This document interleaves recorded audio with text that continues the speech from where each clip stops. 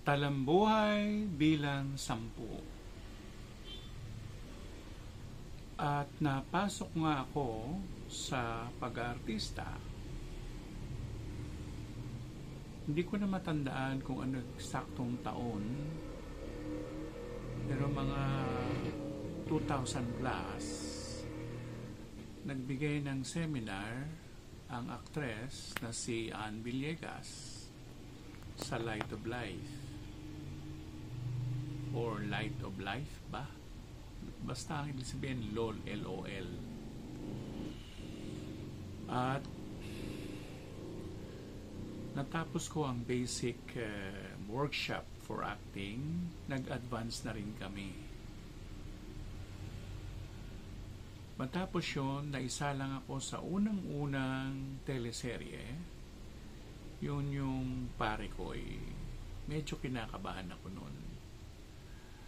Nung nakaharap ko na si Dingdong Dantes, siya ang bida ron, at nandun na rin si Spanky Manikan, si Andrea, nalimutan ko yung last name ni Andrea. Kumpleto na kami doon, at nandun na rin din si Lourdes Conde Serrano. Isa siya sa mga katulong doon. At nung nag-take na nga, lights, camera, action,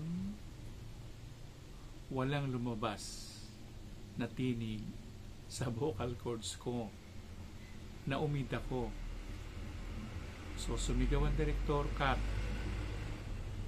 Inulit-ulit. Nagalit pa nga yung sa akin, yung ano bang tawag doon? Executive producer, galit. So, hindi ko naman sinasadya yun. Ganun pala yung pagkinabahan ka on camera. Yun ang first and last kong kinabahan sa harapan ng camera. At inakbayan pa nga ako ni Dingdong Dantes off camera. At sinabi niya, kaya mo yan. Ano ba yung dialogue? Yun ang tanong niya. So, sinabi ko yung dialogue na bilang doktor, kailangan sabihin ko kay Spanky Manikan na buhay pa noon at kay Andrea na lumalabas doon lover niya ito. At nung ite-take naman, nagawa ko naman ang dapat. So naipalabas yun. Kaya lang, dahil parang nagkaroon ako ng trauma, meron siyang tawag doon sa shooting continuity. Sa continuity na yon, hindi na ako pumunta. So, sa karakter, yung doktor na yon, na naging doktor nga ni na Spanky Manikan at ninong ni Dingdong Dantes sa doktor, pinatay na nila yon, yung buhay na yon. At napasabak na nga ako sa stage. Sa stage naman, ibang grupo ang sinamahan ko. At doon, ko unang naranasan na ang dami-daming rehearsal, ang dami-daming nangyaring rehearsal. Ang direktor namin yung yumaong si Joe Gruta, pero walang bayad.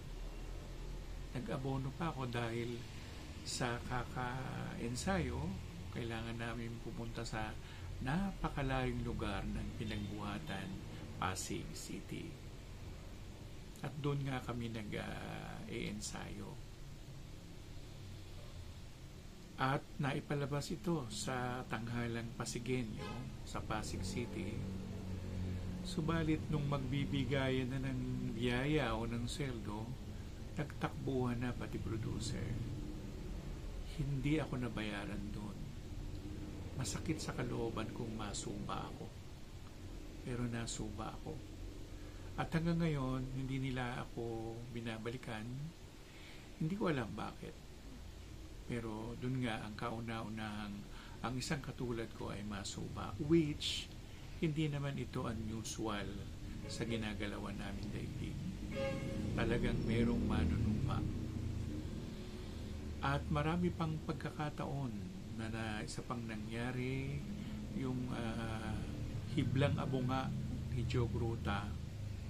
Yung kanina, iba pala yun. ano doon, tanghalang Pasigueño, pero ang pamagat ay yung panahon na ibinoto ko si Digong. Yun. Bida tayo ron, pero hindi rin ako naging mapalad doon. Dahil hindi lang naman talaga nanuba, kundi talagang pinagtaguan ako. At sa mga mag-iisip o magbabalak na pumasok sa daigdig ng pag-artista, mahirap po ito. Mahirap.